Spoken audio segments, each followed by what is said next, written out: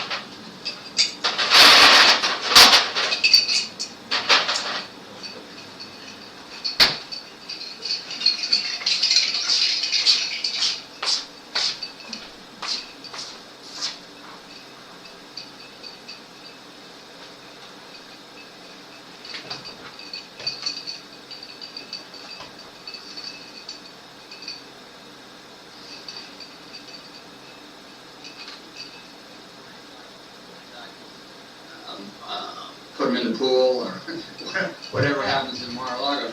But it's not quite as clean as it might have been. All right, well, Ty, thank you very much. I appreciate it, as always, Ty Cobb. And let's go back to the White House now, Kevin Liptak. So, Kevin, what more are you learning? We're obviously just a few minutes away from what we anticipate will be a statement and possibly questions from reporters. Right, and reporters are now getting ready to head over into the diplomatic reception room here at the White House, where we will hear from President Biden. Again, they added these remarks very late in the day.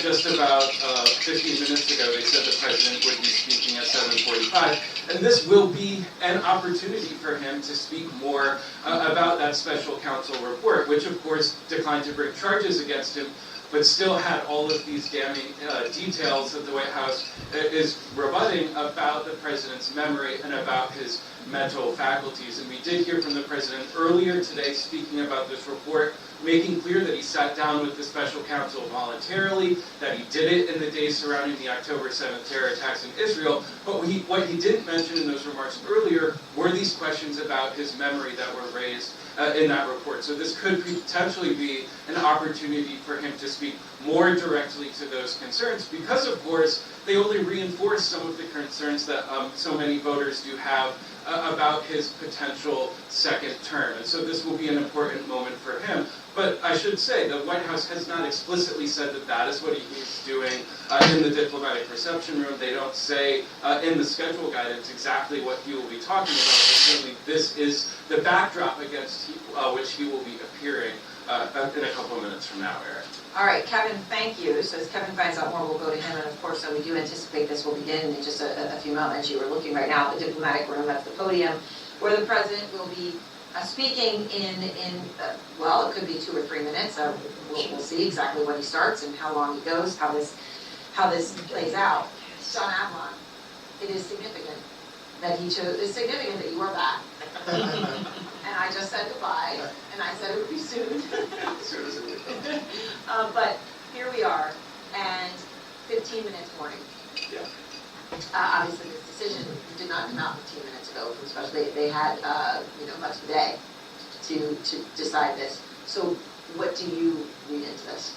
I think the White House and the president realized that they needed to get out in front of this. They need to show the president in commanding tone, speaking crisply, taking questions, and engaging a kind of radical transparency that can knit this story and the innuendo in the report, the direct I think Ty Cobb said, sort of spit on the ball, questions about his memory, to address those directly in a way that people can see and not simply through press releases. I think it's a smart move. Best defense and is a good offense. It is amazing that Basil, as we talk about this, though, they did talk about diminished faculties, but the logic from the special counsel, and Ty was laying this out because he's been in a situation where he said he had declined, along with the special counsel, the press charge because of health issues, that Robert Hur is including this because he says that in front of the jury, it could make it more difficult to get a conviction beyond a reasonable doubt, specifically saying because of Biden's memory and mental faculty. So that's the context. That's the context, right. But to John's point, all we're talking about is that statement, is about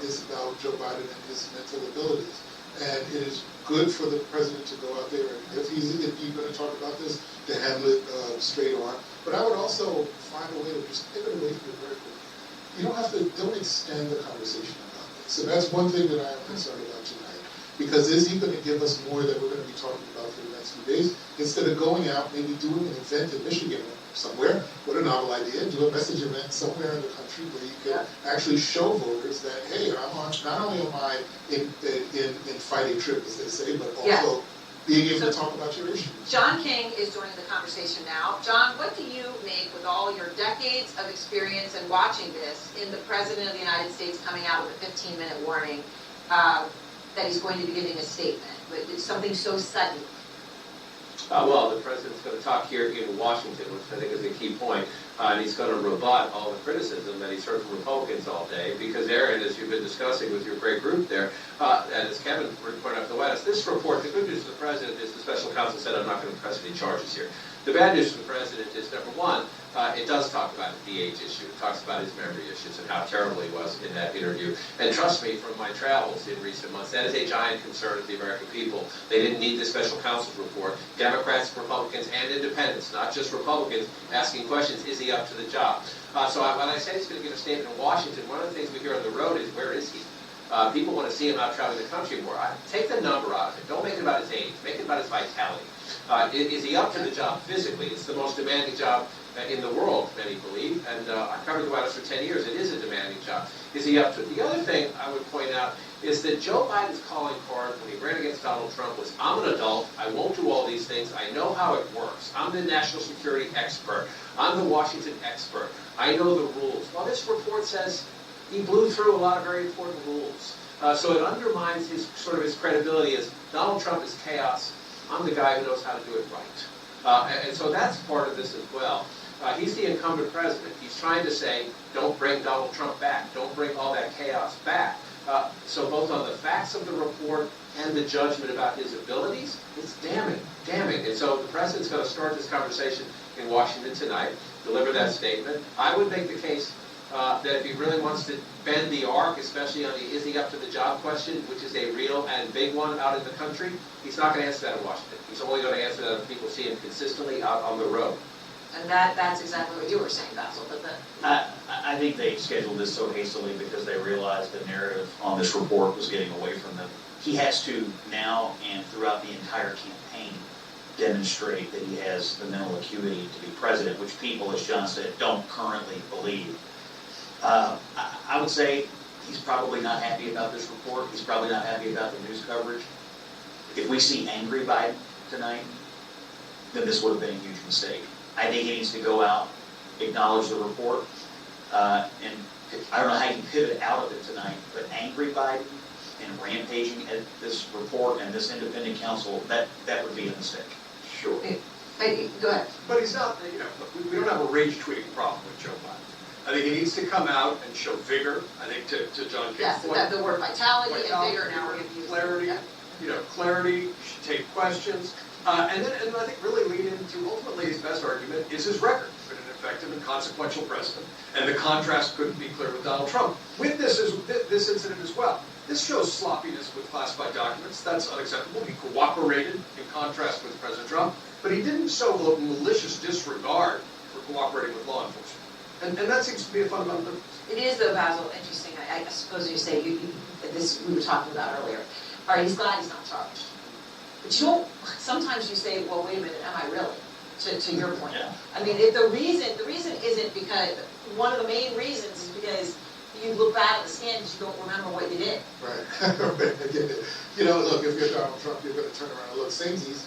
I did it, you did it, let's just clear the table and start from scratch, right? Because the finger pointing's over. So a lot of what I think we'll see tonight is Joe Biden trying to reset that conversation. And to John King's point, if the voters sees this as some kind of equivalent, then Joe Biden's got to find a way, Democrats have to find a way to make it not so, to make Donald Trump's crimes or potential crimes greater than anything that Joe Biden did. But the problem is that this language about his abilities is so baked in to Democrats, as we said before, to Democrats and independents, let alone Republicans, that he's got to be able to go out and just talk about other issues that people care about in places where they're responsible. And John, you've seen him over many years in many roles, but you have him walking into a room here right now, at a podium in Washington, right? But he's really addressing the American people. He's choosing to do it at 7:45 p.m., now it's 7:50, so any minute here.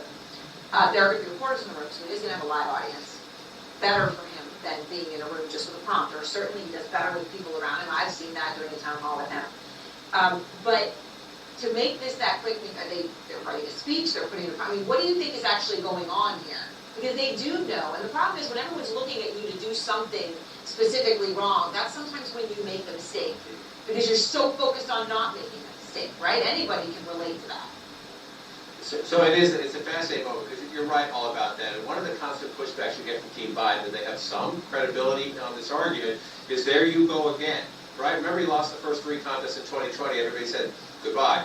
Joe Biden shouldn't have run. This is an embarrassing way to go out. He's the president of the United States. You're going to hear him in just a couple of minutes. So their team says Washington always gets it wrong. The part about this that I think is a little bit different, that I believe they're coming to understand, is that he's the incumbent president now. So they're trying to make this all about Donald Trump. You can't make it all about Donald Trump when you're the incumbent president.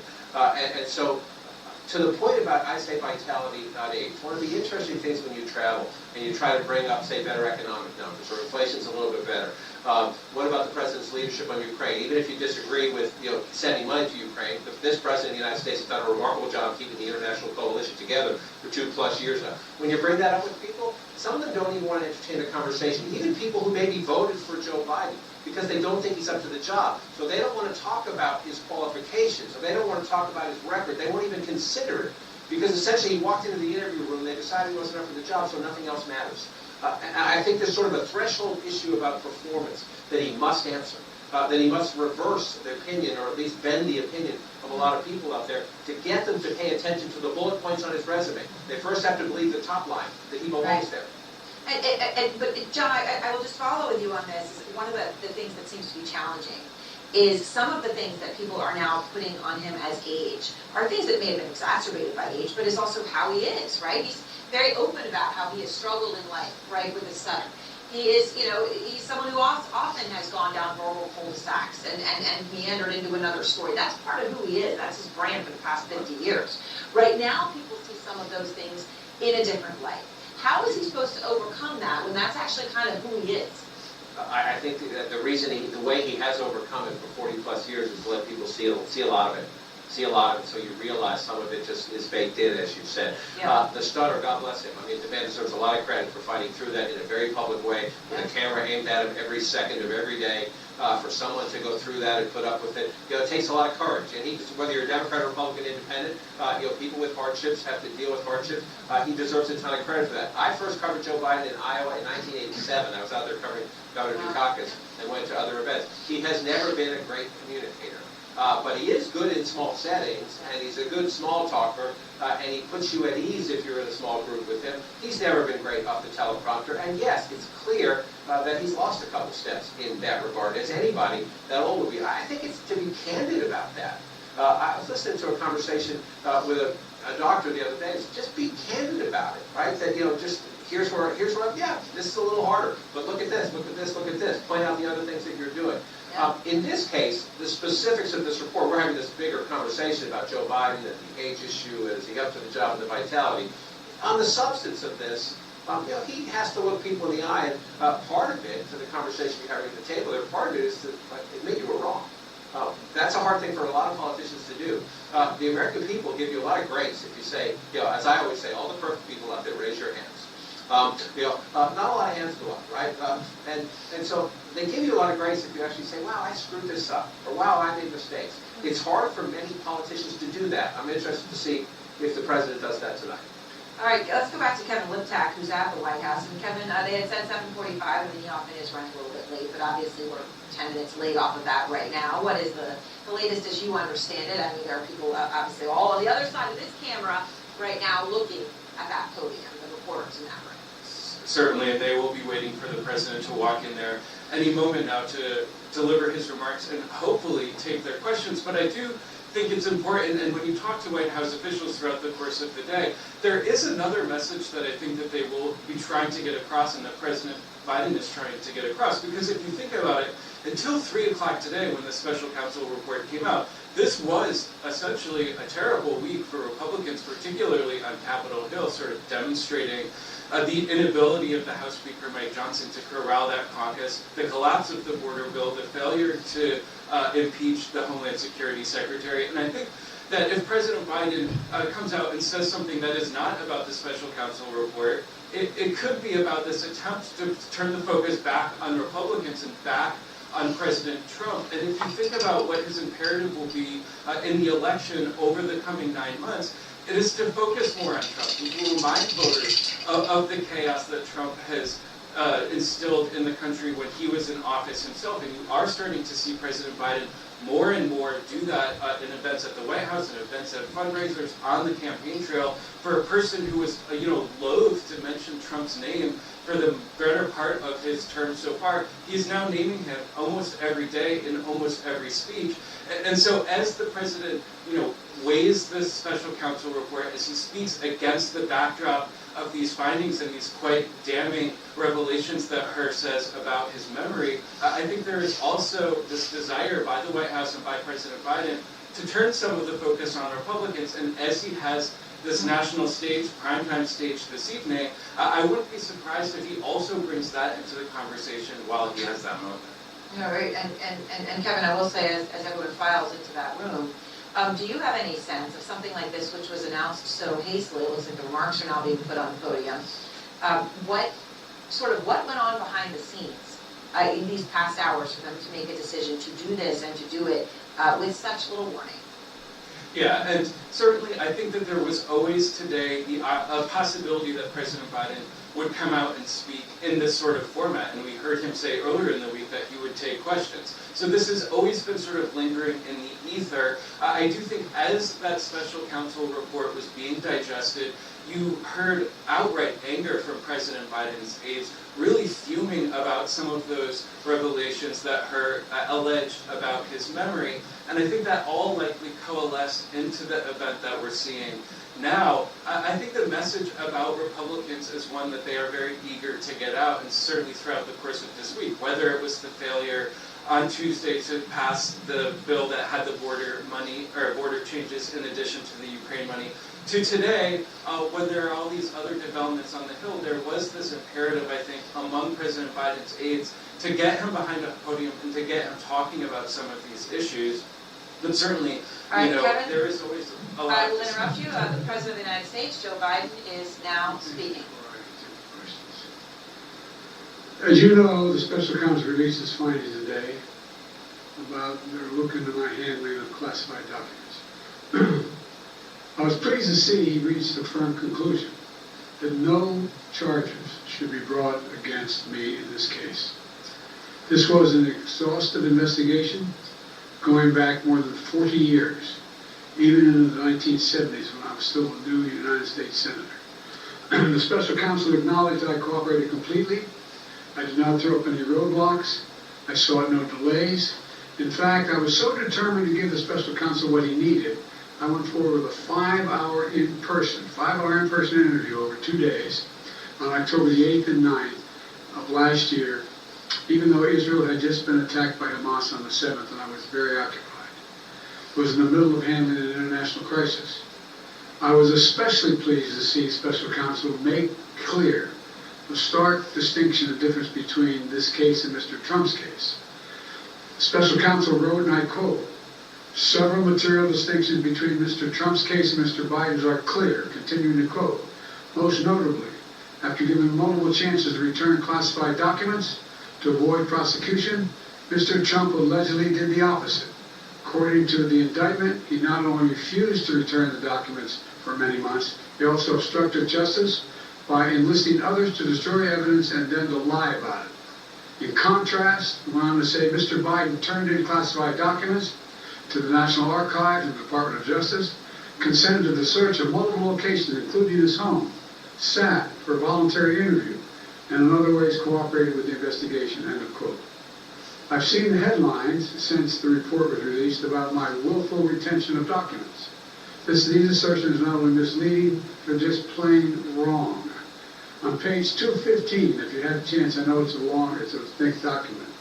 On page 215, the report of the special counsel found the exact opposite. Here's what he wrote: "There is in fact a shortage of evidence that I willfully retained classified materials related to Afghanistan." On page 12, the special counsel also wrote, for another documents, "The decision to decline criminal charges was straightforward. The evidence suggests that Mr. Biden did not willfully retain these documents. The evidence who said I did not willfully retain these documents." In addition, I know there's some attention paid to some language in the report about my recollection of events. There's even reference that I don't remember when my son died. How the hell dare he raise that? Frankly, when I was asked the question, I thought to myself, it wasn't any of their damn business. Let me tell you something. Some of you have commented, I wear since the day he died every single day, the roses we got from Our Lady of. Every Memorial Day we hold a service remembering him, attended by friends and family and the people who loved him. I don't need anyone to remind me when he passed away. Simple truth is I sat for 500 or 2 days of events going back 40 years. At the same time I was managing international crisis, their task was to make a decision about whether to move forward with charges in this case. That's their decision to make. That's the council's decision to make. That's his job. And they decided not to move forward. For any extraneous commentary, they don't know what they're talking about. It has no place in this report. The bottom line is the matter is now closed. I'm going to continue what I've always focused on. My job of being President of the United States of America. Thank you, and I'll take some questions. President Biden, something the special counsel said in his report is that one of the reasons you were not charged is because, in his description, you are a well-meaning elderly man with a poor memory. I'm well-meaning, and I'm an elderly man, and I know what the hell I'm doing. I've been president. I put this country back on its feet. I don't need his recommendation. It's totally out of How is your memory, and can you continue as president? My memory is so bad I let you speak. That does Your memory has gotten worse, Mr. President? My memory is not good. My memory is fine. My memory, take a look at what I've done since I become president. None of you thought I could pass any of the things I got passed. How'd that happen? You know, I guess I just forgot what was going on. Mr. President, Voters have concerns about your age. How are you going to assuage them? Do you fear that this report is only going to fuel further concerns about your age? Only by some of you. Mr. President, there are criminal liability today. Do you take responsibility for at least being careless with classified material? I take responsibility for not having seen exactly what my staff was doing. As it goes in, it points out. Things that appeared in my garage, things that came out of my home, things that were moved not by me, but my staff.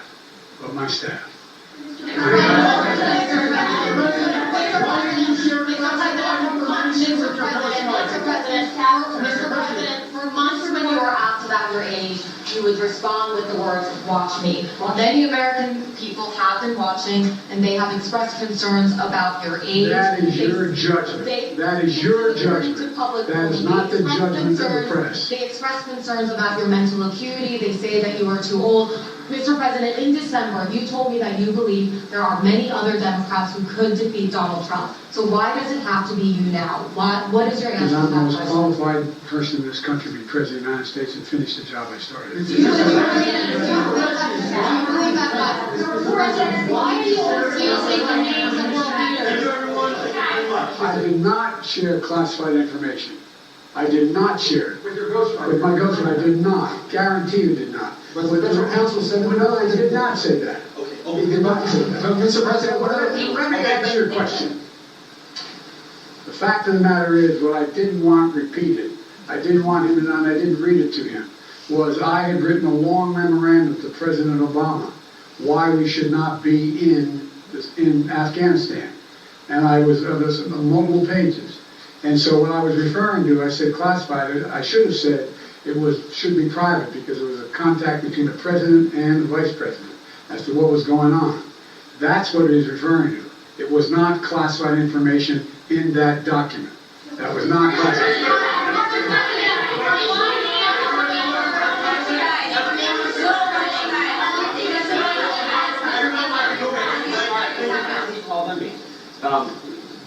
When you look back at this incident, is there anything you would do differently now? And do you think that a special prosecutor should have been appointed in the first place in both of these cases? First of all, what I would have done is oversee the transfer of the material that was in my office, in my offices. I should have done that. If I go back on it, I didn't have the responsibility to that. That was my staff was supposed to do that, and they referenced that in the report. And my staff did not do it in the way that, for example, I didn't know how half the boxes got in my garage until I found out staff gathered them up, put them together, and took them to the garage in my home. And all the stuff that was in my home was in in filing cabinets that were either locked or able to be locked. It was in my house. It wasn't out in, like in Mar-a-Lago, in a public place where, and none of it was high classified. It didn't have any of that red stuff on it, you know what I mean, around the corners? None of that. And so I wish I had paid more attention to how the documents were being moved and where. I thought they were being moved to the archives. I thought all of it was being moved. That's what I thought. Now, what was the last part of your question? Whether a special counsel should have been appointed in this case and in the case of your rival president, former president? I think a special counsel should have been appointed. And the reason I think a special counsel should have been appointed is because I did not want to be in a position that they looked at Trump and weren't going to look at me, just like they looked at the vice president. And the fact is they made a firm conclusion. I did not break the law, period. Thank you all very much.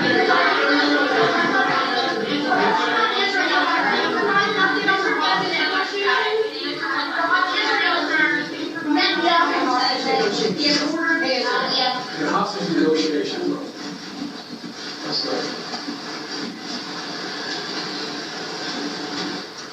I'm of the view, as you know, that the conduct of the response in Gaza, in the Gaza Strip, has been over the top. I think that, as you know, initially, the President of Mexico, Sisi, did not want to open up the gate to allow humanitarian material to get in. I talked to him. I convinced him to open the gate. I talked to Bibi to open the gate on the Israeli side. I've been pushing really hard to get humanitarian assistance into Gaza. There are a lot of innocent people who are starving, a lot of innocent people who are in trouble and dying, and it's got to stop, number one. Number two, I was also in the position that I'm the guy that made the case that we have to do much more to increase the amount of material going in, including fuel, including other items. I've been on the phone with the Qataris, I've been on the phone with the Egyptians, I've been on the phone with the Saudis to get as much aid as we possibly can into Gaza. There are innocent people and some women and children who are also in badly need of help. And so that's what we're pushing. And I'm pushing very hard now to deal with this hostage ceasefire. Because, as a, you know, I've been working tirelessly in this deal. How can I say this without revealing it? To lead to a sustained pause in the fighting, in the actions taking place in the Gaza Strip.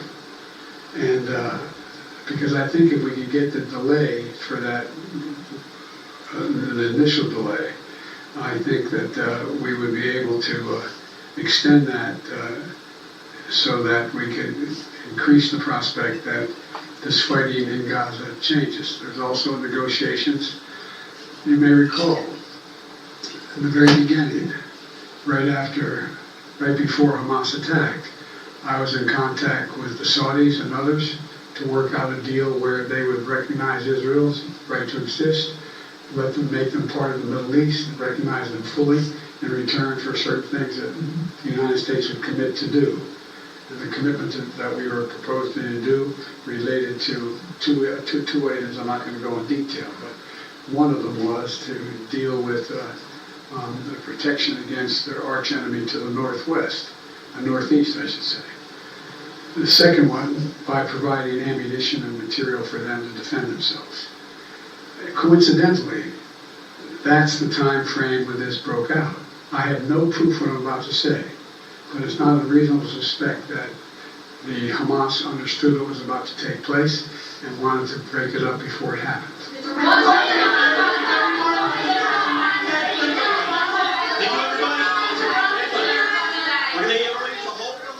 Good evening from New York. I'm Anderson Cooper.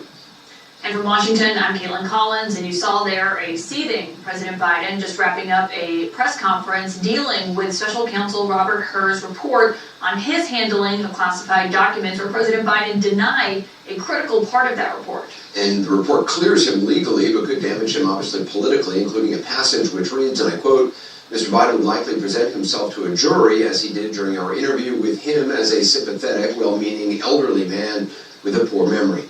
Joining us now is Kate Bedingfield, who served as communications director in the Biden White House, David Axelrod, who worked with then Vice President Biden as senior advisor to President Obama, and former Trump communications director, Elizabeth Griffin. All three are now CNN political commentators. Also with us, former federal prosecutor and best-selling author, Jeffrey Toobin. David Axelrod, let me start with you. Is that the press conference the president should have had? Well, look, I understand the concept of why he had the press conference, because this thing was red hot and it was out there, and he felt he needed to, and his people felt he needed to respond to it. Whether the response was adequate or whether it creates more problems, I think is another question. He did contradict elements of the special counsel's report, and that undoubtedly will go on. And then he was quite angry, not just at the release or the characterizations of the special counsel, but of what some of the reporters were asking him. It is a fact that this is a problem for the president. Anderson, the most damaging things that can happen in politics are things that reinforce a meme that's out there that is hurting you. And the central meme that is hurting the president is this issue of age. It's a big barrier. People don't give him credit for what he's done. They blame him for everything that happens. And a lot of it has to do with their characters or their feelings about his age. So it's not wise to say to a reporter, that's your interpretation. It's not. There's reams of polling material about this. So I'm not sure. I mean, he was feisty and energetic, I'll say that, but I'm not sure that he solved his problem tonight. Yeah, Kate Bedingfield, I'm wondering what you thought. You worked for the president. He did call, he named Sisi the president of Egypt. He said it was the president of Mexico. What did you make of that appearance? Well, overall, I mean, I agree with David. He needed to do it. I think it was smart for them to recognize that the narrative was not in a great place, that he needed to show some urgency on it. I think a couple of things that he did that were effective that I heard. So, he took on directly one of the kind of pieces, the editorializing that Hur did that was getting traction, the suggestion that he didn't remember the year that his son died. I thought he took that on really effectively. He showed a lot of very genuine emotion. I worked for him for a very long time. There is no doubt that everything about what he was saying there and feeling there is very real. And so I thought he took that on directly, which was effective. I think the second thing he did that was effective here is he did show a little swagger. And I think that the swagger does kind of combat the age. I mean, I think you never want to be defensive and you don't want to seem angry or like you're riled up. But, I do think in getting a little combative with reporters, he's showing, I've got a lot of energy. I've got a lot of life in me. And so I think him doing that was a good thing. Listen, sure. Listen, I don't think the president did himself any favors in that speech. He undercut two of his biggest messages. The adults are back in charge by sort of being dismissive of, yes, he was exonerated. He's not going to be convicted or tried for this, but there's some really damning pieces of information here. He had deliberations around Afghan war plans with him. He spoke to a biographer about classified documents who didn't have clearance. This showed a decent level of reckless mishandling of classified information. He said in that he didn't. He said that he didn't. So I think there was a dismissiveness to the seriousness of this. And then on the other hand, they were using this bizarre line to say he stepped away from an international crisis, the biggest attack on our ally Israel since the Holocaust, to go deal with a self-inflicted investigation by the Department of Justice. How is that supposed to inspire confidence? I don't know why he went back out. He already said most of this in Virginia today, but this is becoming a five-alarm fire for the White House. Mexico? Where did that come from? I mean, that's the only thing anyone's going to remember from this. He was exonerated here. And I think it's an easy call that he was exonerated, and I think legal.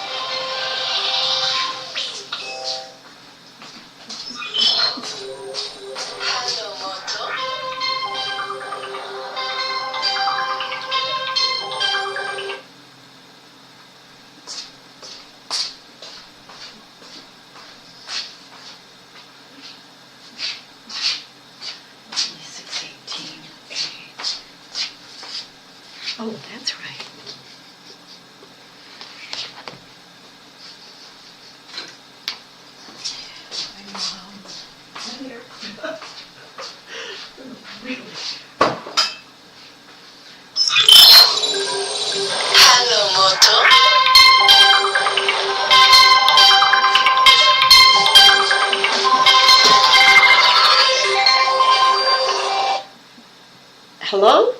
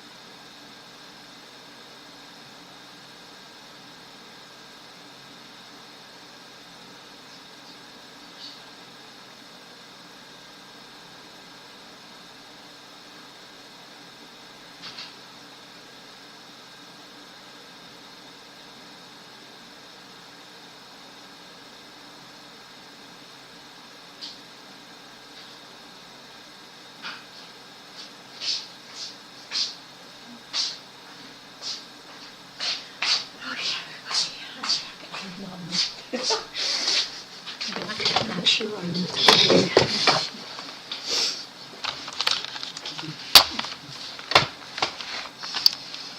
What?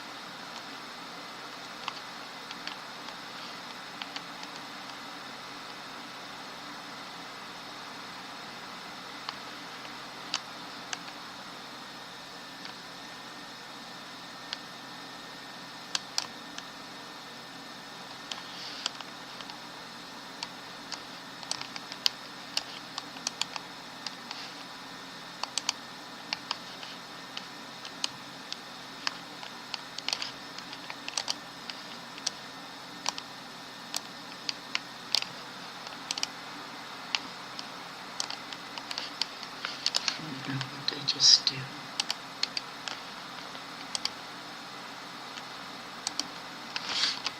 Hi, Mary.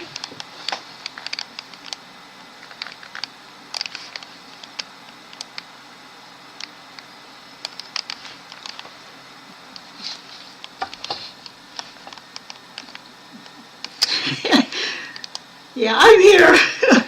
And I don't know what happened. I'm not even sure. Oh, I'm debating whether I should turn that light off, but I think that I need the light in the room, so I'll just try and keep my head in front of it and get my TV screen out of the picture here. I feel like all I've been doing is rushing around today. I had a visitor in between classes, and so I'm a little bit not all pulled together right at the moment. But hopefully everything will go well tonight. I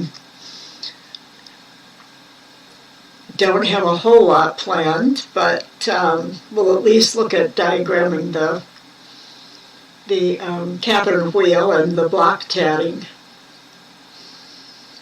So, yeah.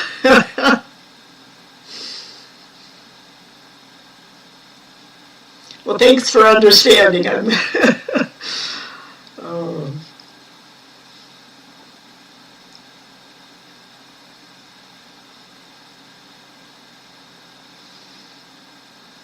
Right now it seems like my brain is just kind of empty.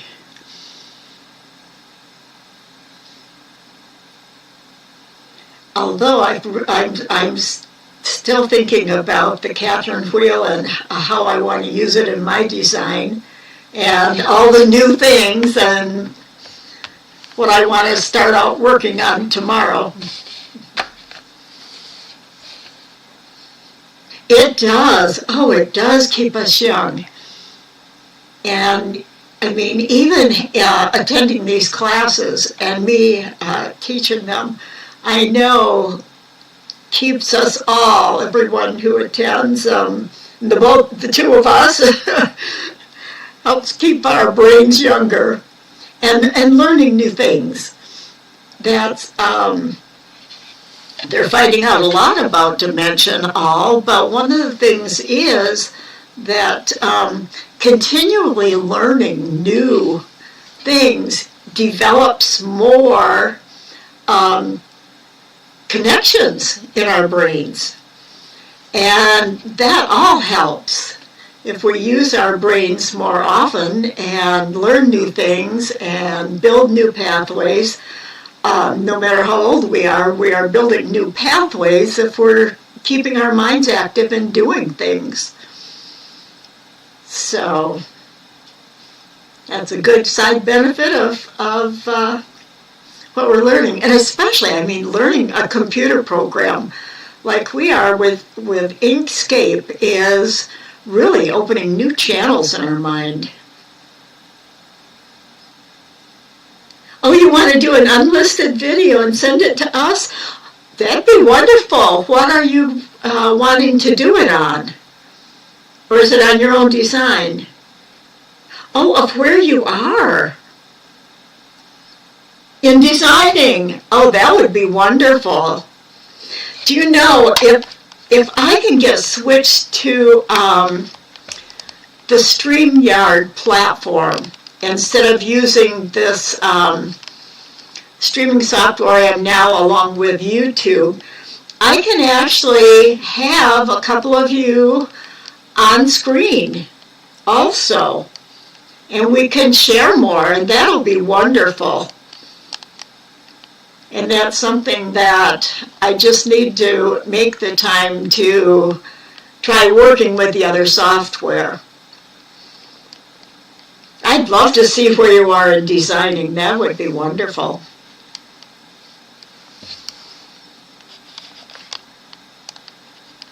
Have you made videos at all before? Or would that be something new to you? I know it was new to me when I started. when Tammy decided to take the classes into video rather than the old Chatsy room. Oh my gosh.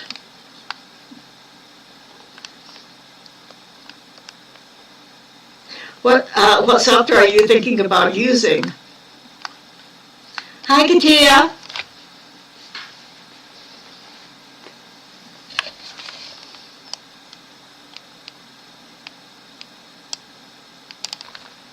Oh, you do? I don't know if I've ever seen it. Maybe I have and just don't remember. I think I might have. So do you do live videos or basically, oh, you use your phone. All right. So you're experienced.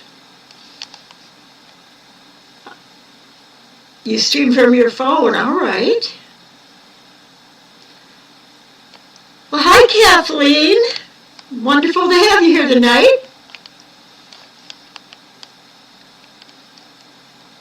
I look like I have something sticking out of my head on this side because of I have a fan and a lamp behind me.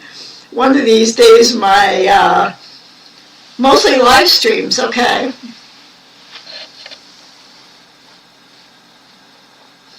Wow, that's quite something. I'm still getting used to the live streams as far as doing it for more than just the class and doing it unlisted.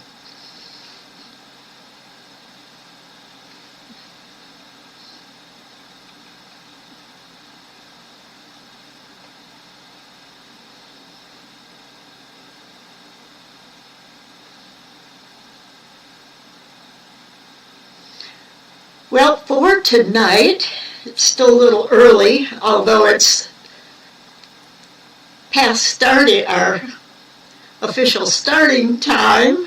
I usually wait a few minutes before starting the class in the evenings, or even in the afternoon sometimes. People in the first 5-10 minutes seem to slowly come in. Oh, you'll try and do it this weekend. Wonderful. That's exciting. I did last week. You were here for a while and oh, okay. Oh, you know what it is, Kathleen? I thought I ended my stream, and I'm sure I ended YouTube, but somehow I think that something was still open. That's interesting that you were here and chatting with someone else. I think it's something that I didn't quite finish closing out of the afternoon session. So yeah, and tonight's session was a new, you had to rejoin the stream because it was a new YouTube link. Oh, you just got it downloaded, okay. Well, I don't have a lot new tonight except to show you, and that's going to be quick and easy, how to do the block tatting. You saw me watching, oh no, don't tell me you saw me watching TV. Oops, I just closed my,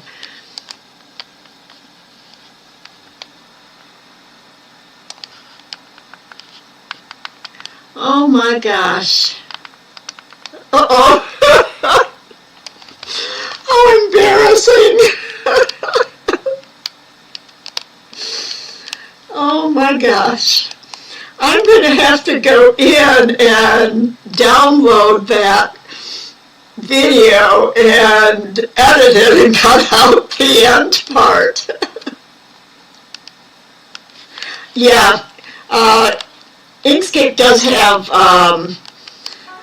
learning curves, and it's the same, exactly the same as with Adobe Illustrator.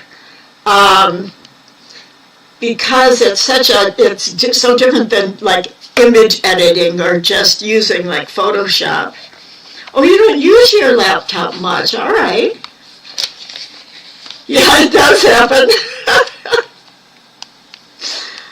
Oh, I did go in and on Friday last week and watch some videos, more videos on, I'm always watching Inkscape videos, and I did continue working and got a little more experienced in using the that cloned tiling, and I really like it.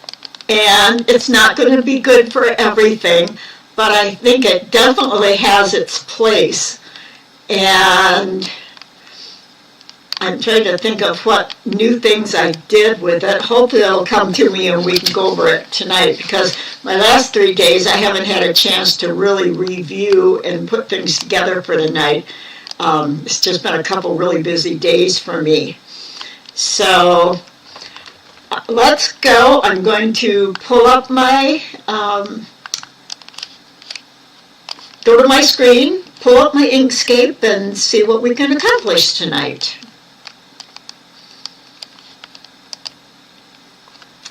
All right, gotta get my one program out of the way, pull up my Inkscape window. Now, hopefully you can, I better check and see. Yep, you're seeing my, okay, you're seeing my Inkscape, I can tell that.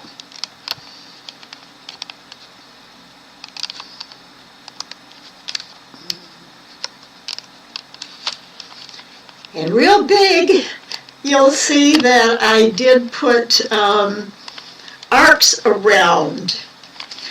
And one of the things I'm going to try tonight is something that I think will work really well for us. Let me back out.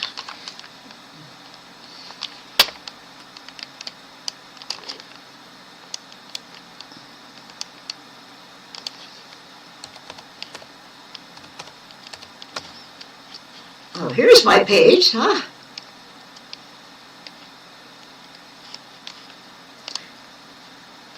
And I think I have some steps on here. Things besides my little bird. Oh, I know. You know what? I think I have another file that I was working on at the same time, if I can find it. Or maybe it was just this one. Because I don't think I had gone as far as this in class last week.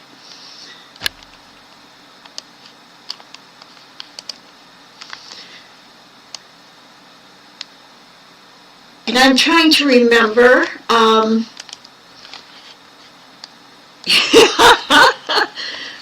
like it, oh, how wonderful that is. Life is too short to stop learning.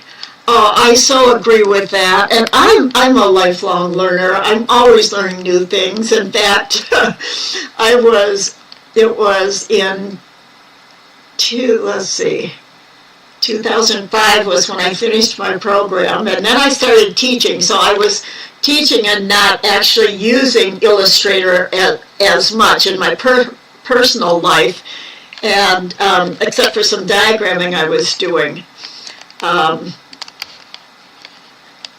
I bet your dad is that must be where you get your teaching and designing mind from, Katia. Is learning the beauty of life. Yes, life can be beautiful. And here I am, I'm jumping back and forth. I guess that's the kind of a mood I'm in tonight, jumping back and forth.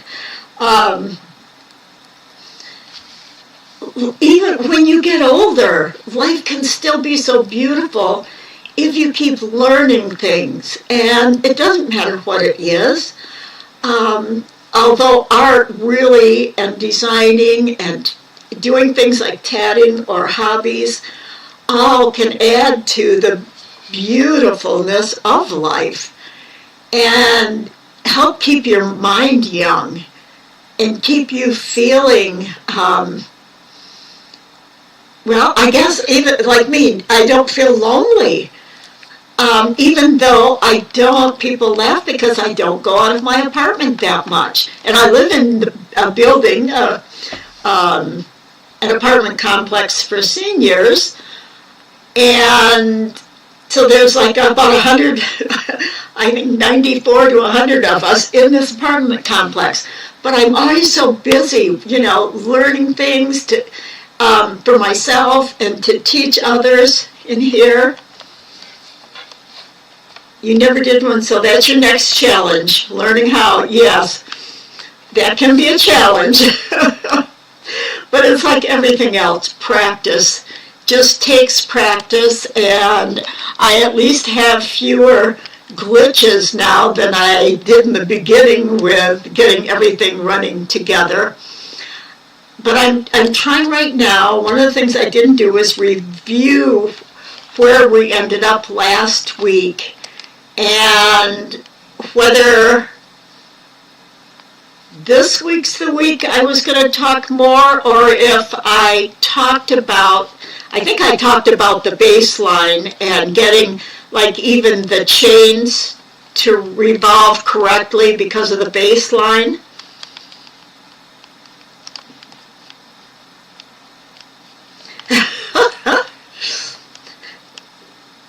Yeah, and I'm glad Katia's in this class as well as going to teach the needle. And you too, Mary, because the two of you bring so much to the class. And Kathleen, you always have too in the classes. So I'm just really excited about this year and what we can talk about and the discussions we can have. Now this afternoon I just showed you by hand of making the hand drawing the coil. And it wasn't that long ago that I used, on the left here, in Inkscape, the spiral tool. And I really think that is the best for quick and simple and easy making our spirals, because once we have it made, we can go into where's my fill and stroke. We can change the stroke width to match what we're using. I think I have been using, I know I always change it into points because it's such a nice, easy number to remember, like 0.5, right now it's 0.75, which is why it looks so much bigger than the other ones I've done. I had been for a long time using 0.5. This size, and remember we're seeing it really large on the screen because I'm way zoomed in. And then I've even tried 0.35 when it comes to points. Now you can easily go in if you work, and see what that is in millimeters. Oh, 0.123, that's interesting. That's easy to remember.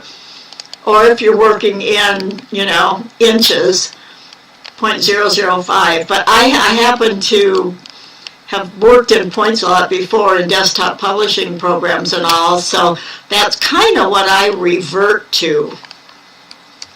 So, remember too that we can always go back in, and we're going to, by using the anchor tool, the node tool, I can go in, make it bigger, make it smaller. If I'm going to use S on my keyboard to go to the selection tool. You can make it whatever, like for me, I'm probably going to use this rather than a perfect circle. But this is, now notice I'm getting, if I zoom in here, I'm getting odd shapes on my ends. First of all, this end is flat because over here in the fill and stroke style, I haven't gone in and made the corner. I just made the corners a round cap here instead of straight. And round caps are always the best when you're diagramming because the ends of pieces fit together better, like if you're putting a, hooking a chain to a ring and different things like that. Now, the other thing that's happening here is I'm getting different width in my stroke. When I adjusted the size, my stroke scaled along with it. Again, something we've talked about before, but everything's worth going over a second time because that's how we remember and build those nice pathways. That's the word I should have used earlier, the pathways in our brain. We are continually, when we use our brain and learn things, we're continually building new pathways.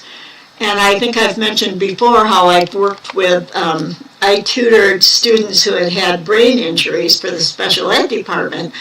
And that was what they would have to do, is do things over and over again to relearn the things, and doing that built new pathways in their brains. Now, obviously there would be some injuries that couldn't, it depended upon the injury itself. But as long as their brain was still able physically to build these, then using their mental skills, and especially working in a computer program, they were able to build new pathways and learn new things. They just needed more repetition, which is just like what you need. And practice, as Katia said earlier, to learn this program. Let's see. I'll go back. I was going to talk about I think I'm going to have to close this up a little and move it over for me to see everything on my screen, along with the chat. That over here on the upper right, it always defaults back to scale stroke width. See how it's checked? When you open up your program and start, even though I was working on this before, last time I had it open and had set it to not scale, I'm going to uncheck it to not scale it. It default, when you close your program and reopen it later to work on it, it has defaulted back to the other, to having that box checked. Now, I'm not sure if that's anything that can be fixed in the preferences. I have not looked into that. But let me do a couple undos. I'm going to undo Control Z. I undid one step farther than I meant to. And redo is Control Y. Easy to remember. So now I have my thinner line. Control Z for undo, Control Y for redo. Now, hopefully, since I unchecked that, when I scale, yeah. See how it's working now? It's not. I've gone back to my flat end on my spiral, but the stroke is now not changing because I unchecked that. Now, sometimes if I go, now it does seem to be changing it in this direction. That may be something that, if you scale up a lot, it's going to show. And I don't know about that. But, go back to the round. So this is something that does need to be played with a little, but it is so quick and easy to make your spiral this way. So hopefully we'll be able to utilize that. And if I hold, you can scale down and stay in proportion, of course, by holding both your shift and your control keys. Now, what's interesting and what I haven't tried is making a, like say we wanted we're working with block tatting, so we have a block tatted rectangle, we want to diagram it. Now, of course, one of the ways is to just draw straight lines. Now, I can stay straight even if I'm not on a guideline by, of course, holding down the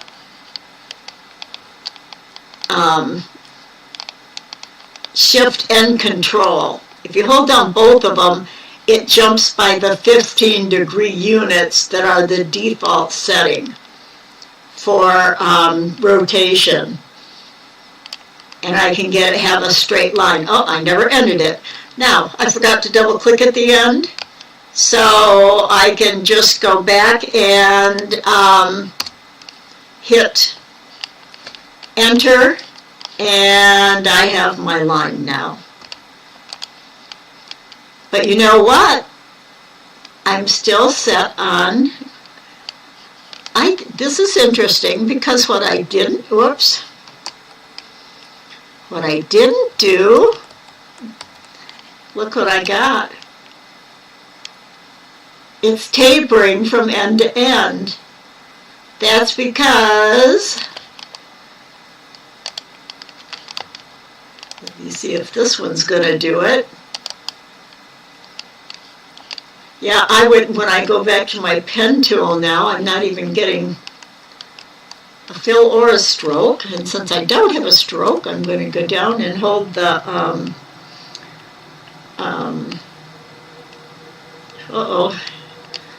Shift and click on black. And I gotta have a big line. I feel like I'm not getting anywhere tonight. You know, every once in a while I have nights like that. And I've got a big fat line. So I'm just gonna back out some and use this line. Whoops, I don't want that line. I want this one. Oh my gosh, what am I pulling? There we go. Now that's a fat line again, and I'm going to use it. We could just, click once and select it. I'm going to clone it, and the reason I'm doing that rather than copying it or duplicating it is because I may want to. I don't have a design behind here that I'm diagramming to a certain length, and so I may want to change my length, so I'm going to clone it so that I can get clones. I'm doing that by, I could either use edit again, or I'm going to use Alt-D, makes a perfect clone. And the clone is on top, your original is underneath, and I'm just going to go one step down. I'm so zoomed in that it looks quite far apart. And then I could just do Control-C again, put it down once, and Control-C again. Or not Control-C, Control-D, I'm sorry, and do it again. I probably have an extra one in there. And the nice thing is now, remember my very first one, I have the original underneath it. And I've shown you before about just like moving the top one up. Oh, I don't have. Maybe I undid it before. But so this should be our original. And at this point, I can make it bigger, and it makes all of, oops, I gotta hold my control key to keep it in place. And now I've slanted them all. And this is the way, usually when they're straight, I have seen this done for diagramming blocks. Sure say to that. Was it, Inkscape. Sometimes today I think it's Inkscape, and a lot of times I know it's just user error or user confusion. That's a good user confusion. I like that term.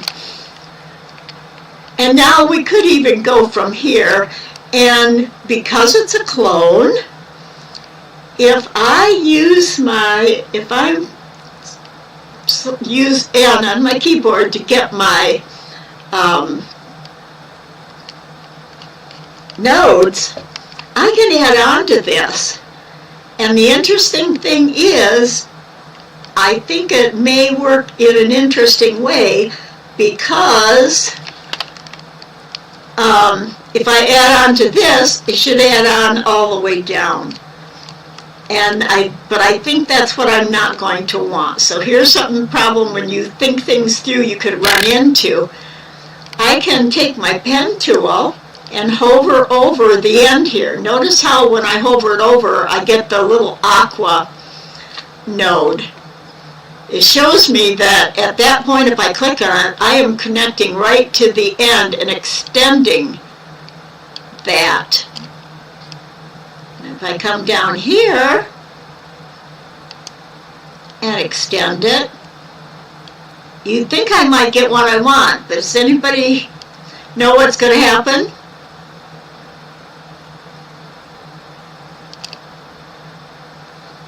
I'm going to hit end. Can you see what happened? Which is further complicated by the fact that I appear to have a fill. I'm going to go down to the white with the red X and get rid of my fill. This adds it on every side, and that's not what we want. The other method is one that we can't clone on because we need to draw our straight line, and I'm going to click to put a node right there. It did fill in, yes. And the other thing was that it added the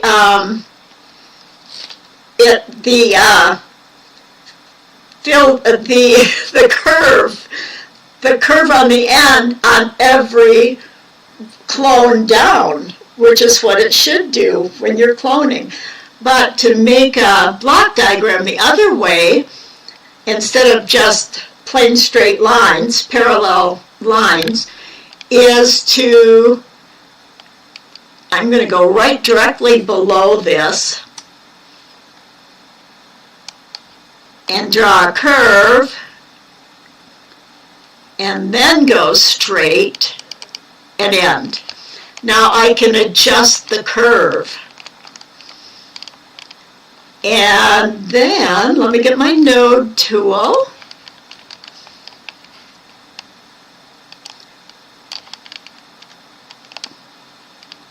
And I could get myself, I can even, one of the things to get this even is that I need a midpoint on the right-hand side to make this even. And what I can do for that is, I can either individually select these two nodes or just draw a selection box around it. Now notice both of these are yellow now. And if I go up now, since I have this one and this one, the beginning and end of this curve, I can go up here to the upper left, and right under File, you have Insert New Node into Selected Segments. And it'll insert the node directly in between, equidistant between the two nodes that I selected. So see here, but now it hasn't actually made this symmetrical curve because it made the node to go along with what I'd drawn. But if we select this node, the center node, we can easily go up to our third from the left of our little red squares on our curves and select Make Selected Node Symmetric. If I click on that, I guess maybe I need to, hello, why are you not working? I don't know why it's not working, but actually it should. Now let me select this, and it made the two handles now symmetric.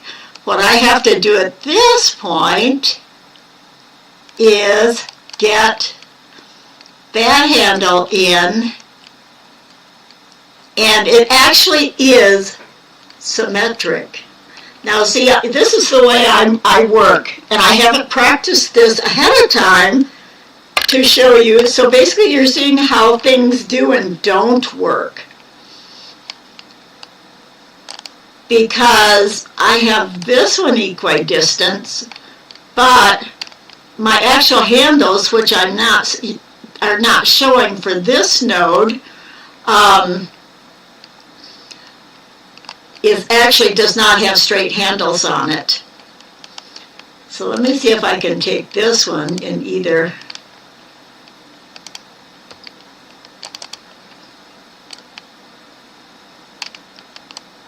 I think it's just simply not going to work this way.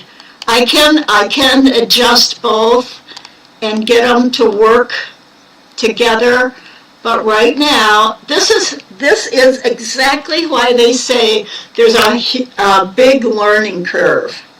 When you're working with nodes, they cannot always react the way you think they might. Now I'm seeing this handle. I would have to get that handle straight down. All right, now I have, because I clicked back up here and I smoothed it, and now I'm going to make it equidistant, I can pull this one straight. Now this is the point where I might even have to go in and get it straight by pulling a guideline down out of the top ruler to get it straight. Get it straight, and then take away this handle. And now there's a way to make this a lot faster, of course. But one of the things you have to learn is troubleshooting. Let me go back up, see if I can make that more symmetric somehow here. Get the handles together. I didn't get them together well before. So anyway, I'm coming out with what I should have. But it was a long way in making it, and now I seem to have something unconnected. So this is something I'm going to have to play with more too. But one of the ways I could draw it easier is to go into my document preferences, not my document properties. And I can get to that through here, this little diamond here, or I can go under the edit menu and I can go down to document properties, and I can get myself a grid. I don't have to make a bunch of lines, guidelines. I can go into, up on top here, the menu, into grids, and I can make a rectangular grid. And I can just say new rectangular grid and make a grid. Now it says remove, so I probably have a grid. Do I have this grid all the way on already made, I think? And I just maybe need to go in and view it. Under the view menu, guides, and it says page grid, but I'm not seeing that. I need to view guides. Show and hide, okay. Show and hide my rulers, palette, stylus, but oh my gosh, tonight's one of those days. And now I can show my guides and hide them. Well, you don't. I must have asked a question, you don't, okay. For some reason, putting a rectangular grid, am I missing? Maybe I haven't scrolled down far enough. Remove.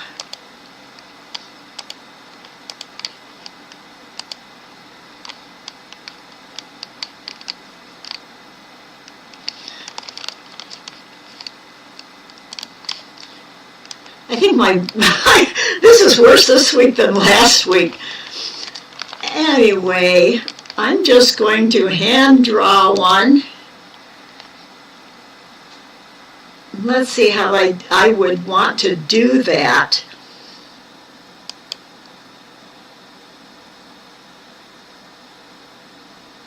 Without just hand drawing it and getting a mess. But basically what we need is to have a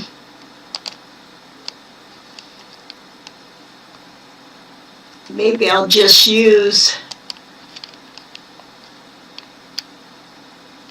do a round one by hand. So it won't quite be even because I'm not using any guides below it.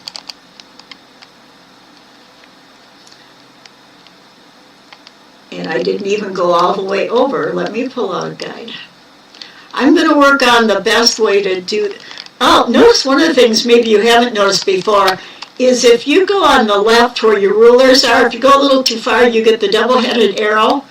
You can actually pull out and make your toolbar into a little box, a grid of your tools rather than the line all the way down.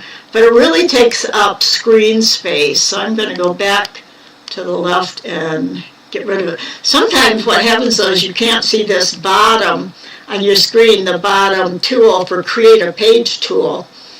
And if you have it all skinny, and if you can't see it, it'll help if you can pull it out and get it. Because it does get underneath the fill box. Type of the above message.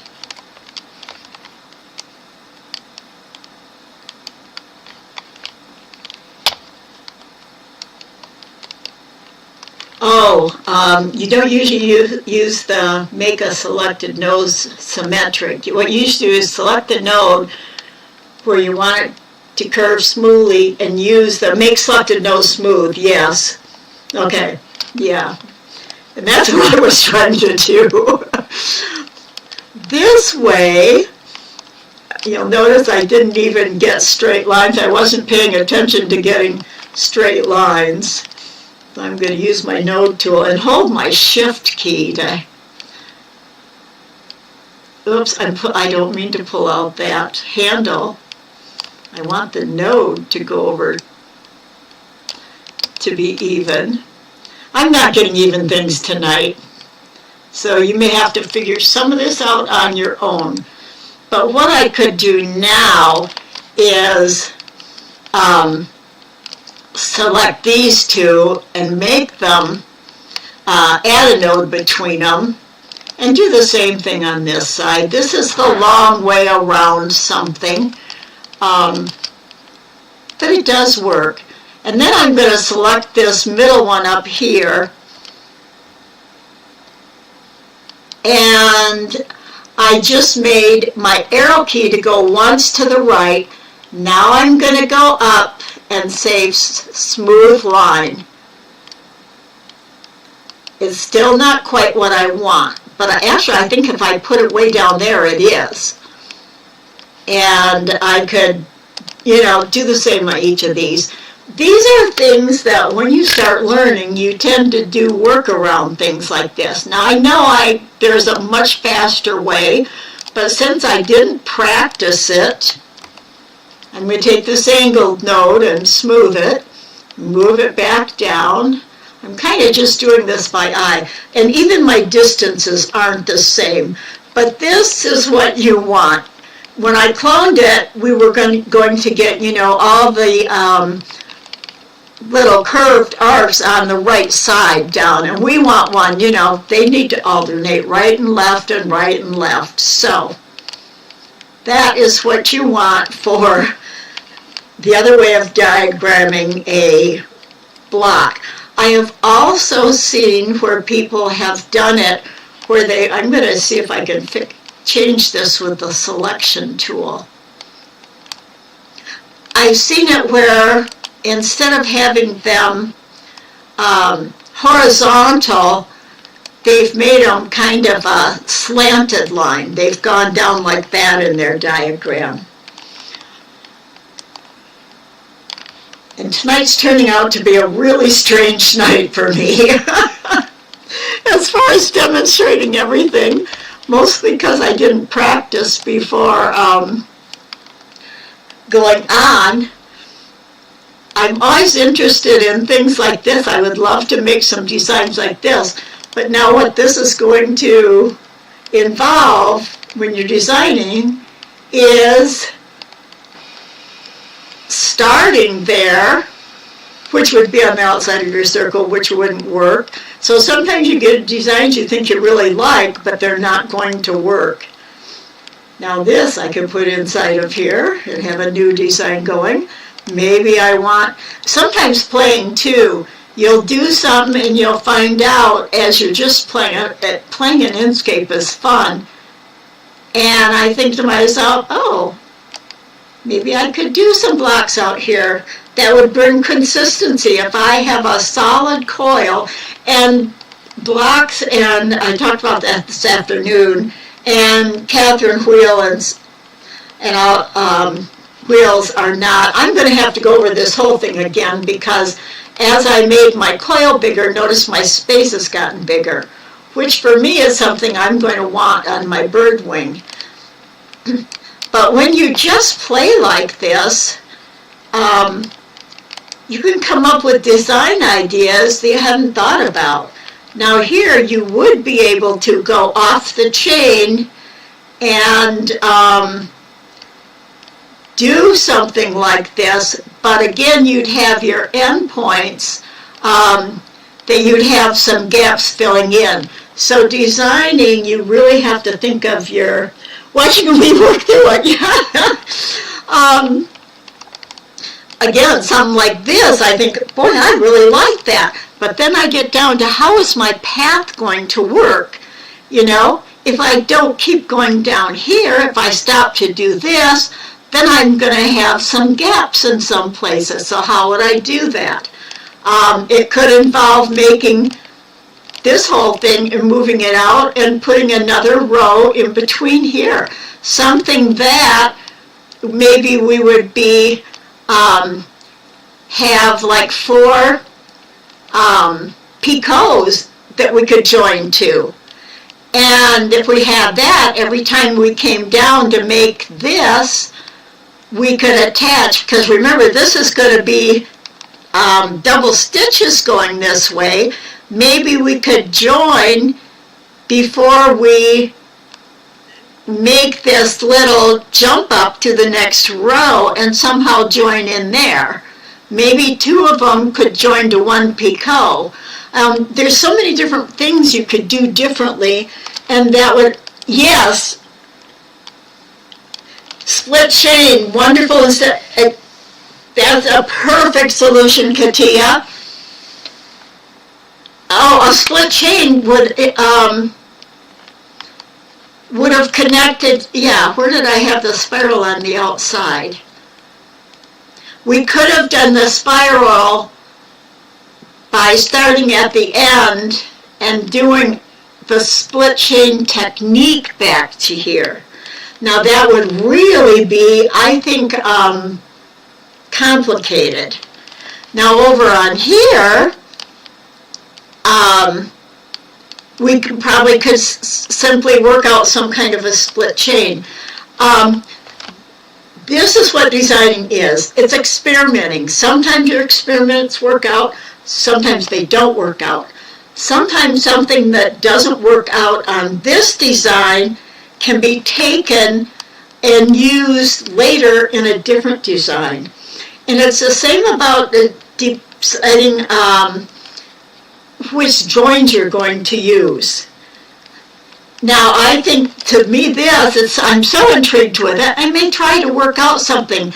Maybe it could go this way, and then do this chain, and then if I wanted the spirals to all do the same, I could start another. Basically, these are called, oftentimes called dead-end chains or floating chains, because they float out and the end isn't connected to anything else. And so you have to work them back. you can work them back easily with a lot of times people will do it, that end chain will be done with unflipped stitches.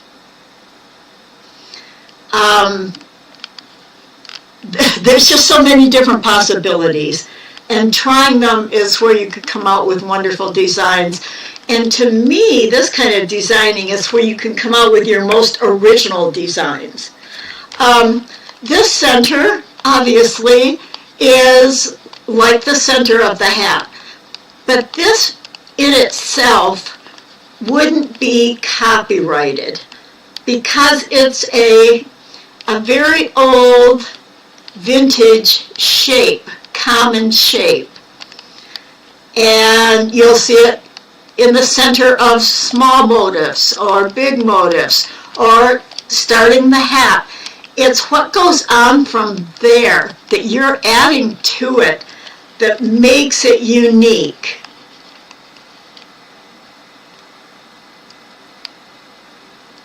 Yeah, I do too. Think the floating chain would work.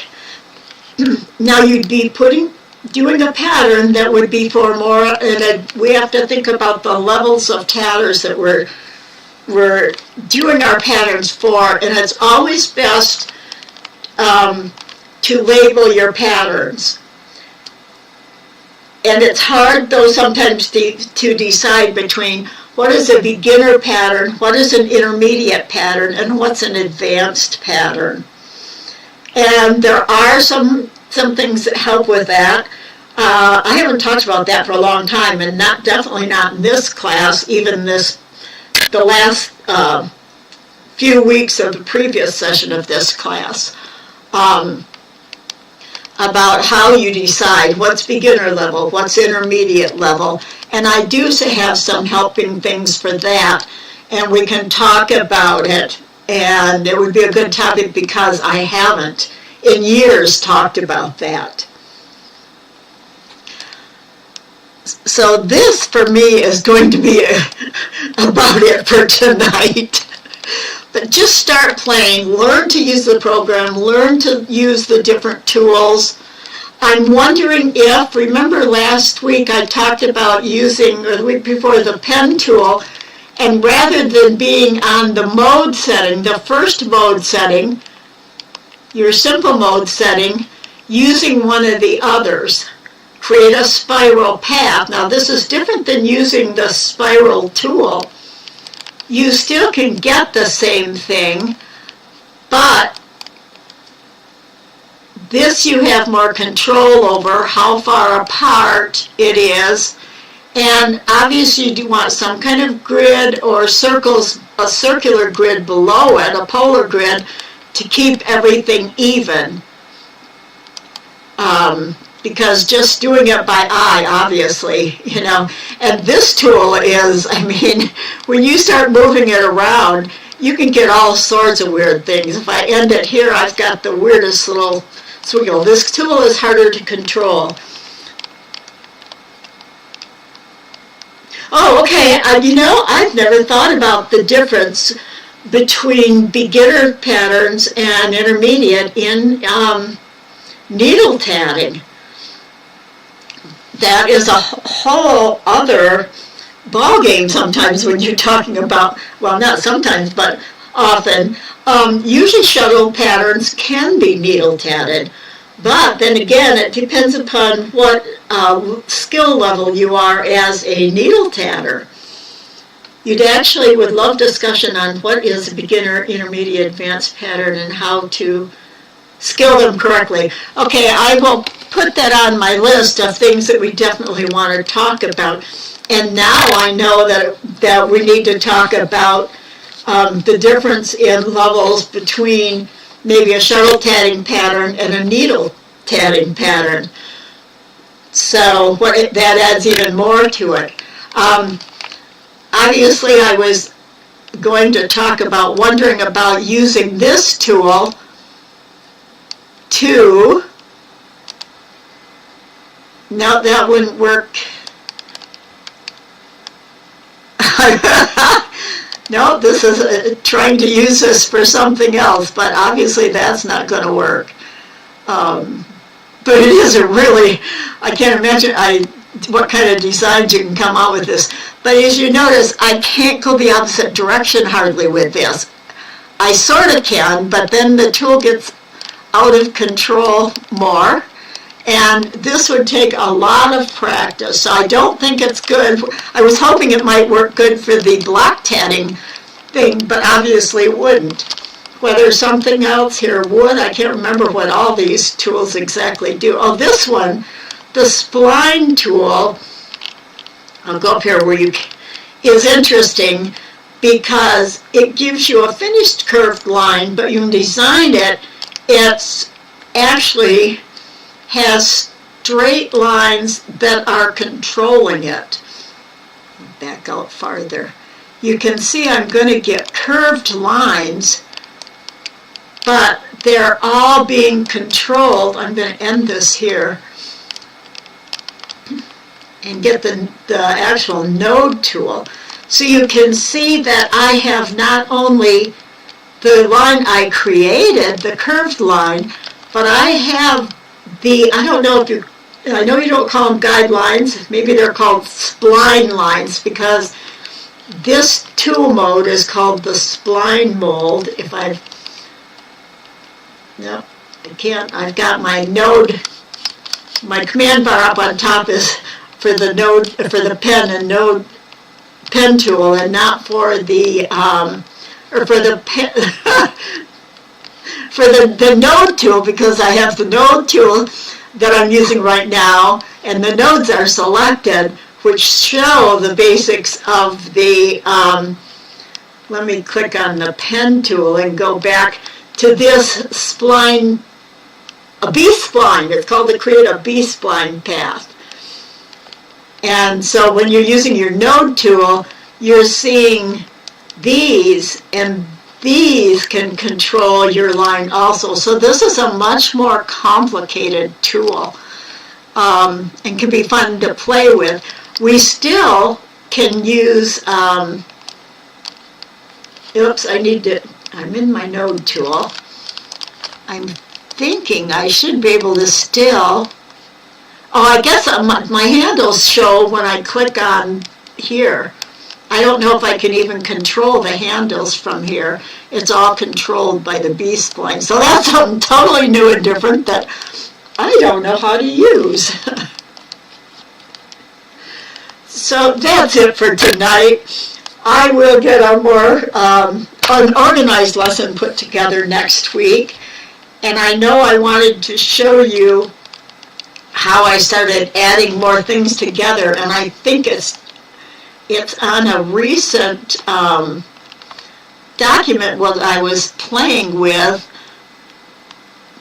but I don't remember which one it was. This, I know it can't be this one, but no, this is when I was playing with a different tool, I think.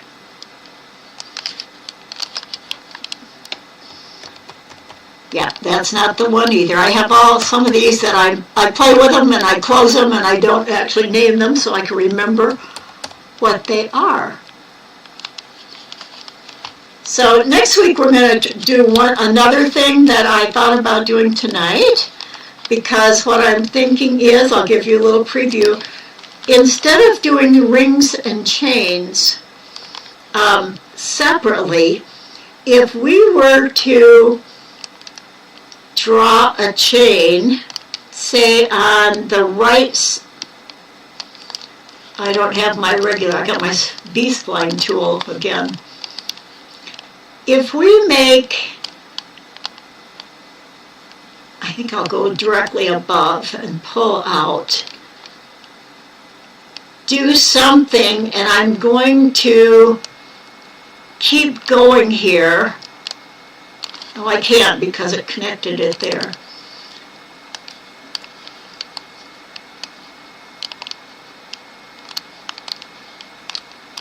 Now I'm totally getting something. Okay, I'm thinking about a ring with a connected chain on it, drawn all in one piece, and that we would have this whole piece, and if we clone the whole piece that already has the chain on it, and then we start cloning it around the circle for clone tiles, we wouldn't have to go back in and add our chains. And so this is, I need to start doing some more things with that.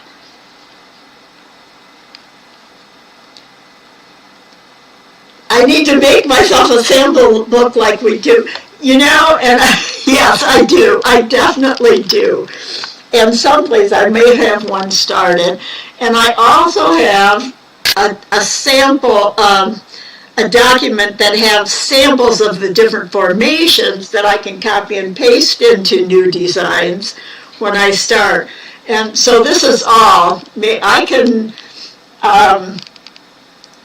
maybe you can be my, what do they call that? People that help you make sure you get going and do the things that you need to do to stay organized. What is that? When then I can be accountable to you guys for doing these things. I can be accountable to you guys. So anyway, but yeah, and everything I'm doing here I can put as samples, but I need to really write down what I'm doing to be able to teach them back step by step. So I need to really do that. Well, thank you all for coming. And next week's class, I hope to be much more organized and that we can start bringing some of these parts together and do a large design. I also did not import anything this week, so I want to work on that and start from something imported that we can make our draw over the top of. So, I'm happy to have you all in class. Thank you for coming. I hope you had fun. And I will see you next week. So, bye for now. Have a good week. And now I'm going to have to find my screens to stop everything. So